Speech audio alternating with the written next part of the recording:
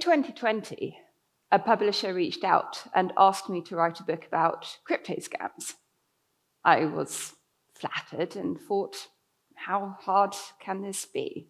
So turns out it's hard and takes a lot of research. But I'd been working in the industry for years by this point. My job is to advise on risks and scams. I'd read the scammers' textbooks. I know scams.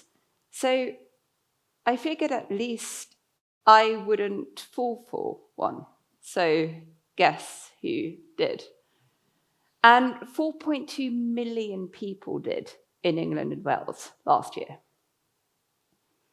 There's always been scams, but scams and scammers and the tools and technologies they use have changed and are getting so much better so quickly. It can be hard, if not impossible, to know what is a scam and what isn't. You can't trust anything. Anyone can fall for a scam.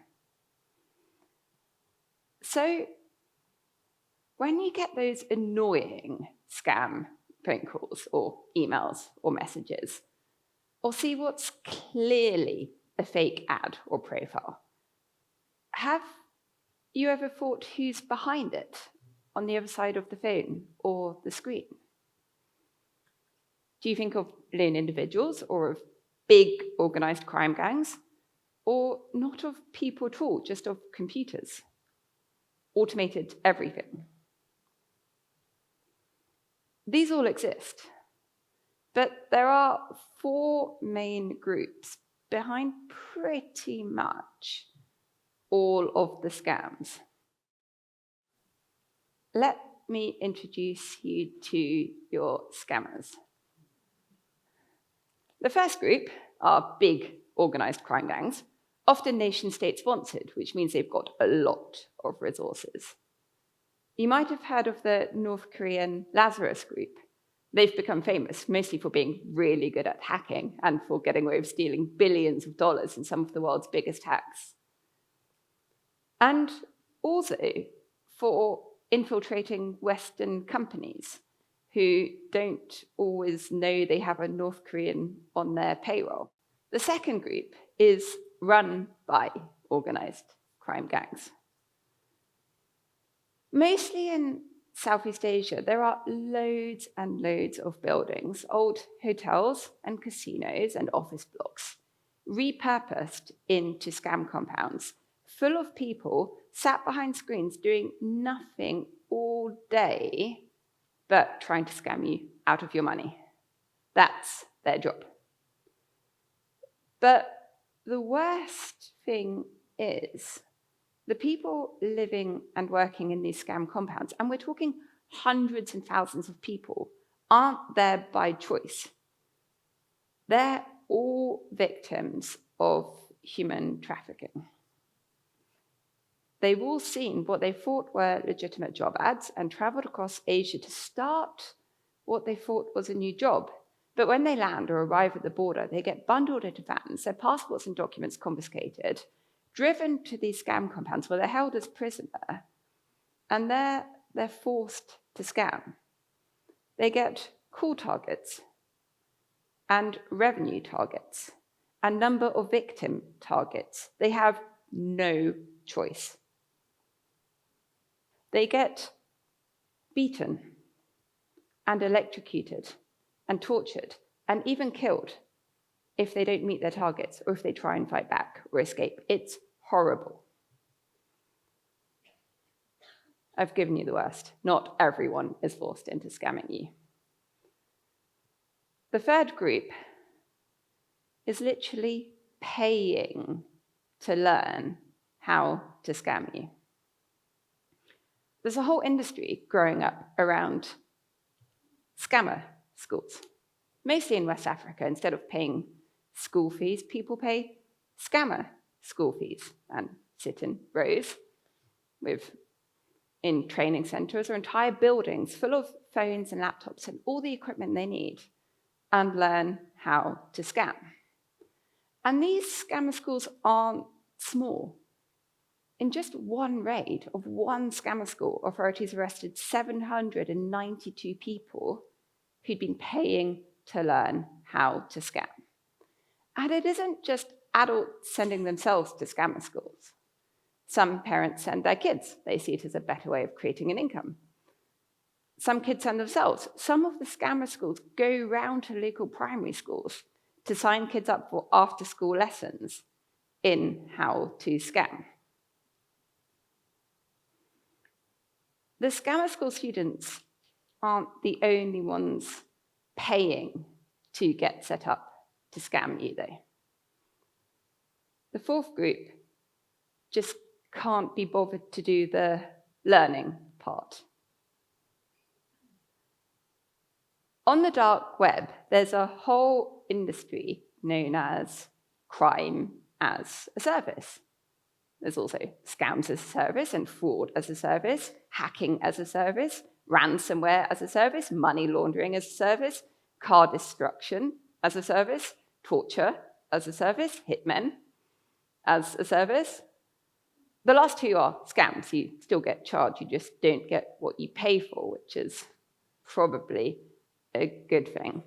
But the others are real. There are tens of billions of dollars a year industry and growing.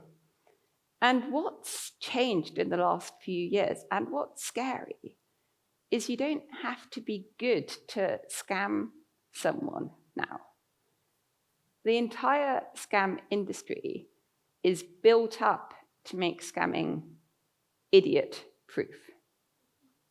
It gives petty criminals everything they need to scam you, and not just you, but to scam tens of thousands of people in one go. They get chat support and tech support and all of their money laundering and websites and emails all done for them. And these packages cost from single-digit dollars. You're probably thinking, yeah, that's all great, but they wouldn't get me. So how do they get you? All of the scammers, including the most sophisticated organized crime groups, rely on two things to get you. First, your data. So here's a scary fact. At least 82% of Americans have had their online accounts breached. It's thought to be only 55% of UK adults, but either way, most people have had their email addresses and often passwords and other confidential data leaked on the dark web. And criminals buy up your email addresses and data, and not just your banking details or your spending history, but your entire browser history, anything you've ever done or searched for online, your digital identity. Anything anyone wants to buy about you is available, and scammers know exactly how to use your data against you. The second thing is social engineering, which is basically the polite term for human hacking, or how to trick you by manipulating your trust and hopes and fears and emotions and using those against you. And all of the scam groups, the organized crime gangs, the scam compounds, the scammer schools, the scam as a service industry, all teach scammers the same things. And scammers are taught the lot: how to run romance scams, and job scams, and investment scams, and credit card scams, and crypto scams, and phishing scams, how to sextort and blackmail and impersonate, what to say and how to say it, how to message a 20-year-old woman or a 50-year-old man, and how to sound like a 20-year-old woman or a 50-year-old man, and how to get all sorts of different people to do exactly what they want. And it works. And these tricks, coupled with all of the data they have on you, and with AI and with deepfake tools now available, mean that scammers can come across and sound scarily convincing. So now that I've hopefully scared you a little bit, what can you do to make sure you don't fall for one?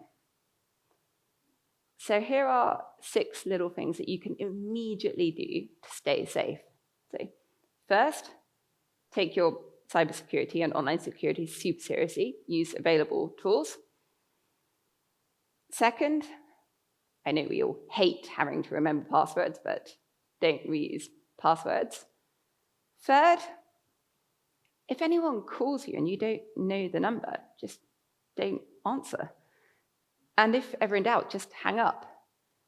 Fourth, anytime you get an email, always right-click on the email address to check the email address. Often that's enough to see it isn't from who it says it is. Fifth, anytime you get an email or a message with a link or attachment, don't open it unless you're 100% sure you know the sender and that they haven't been hacked. And sixth, if anyone you don't know, even if it's via some incredible virtual relationship, and sometimes if it's someone you do know, asks you to send money or crypto, or invest money or crypto into something, don't do it.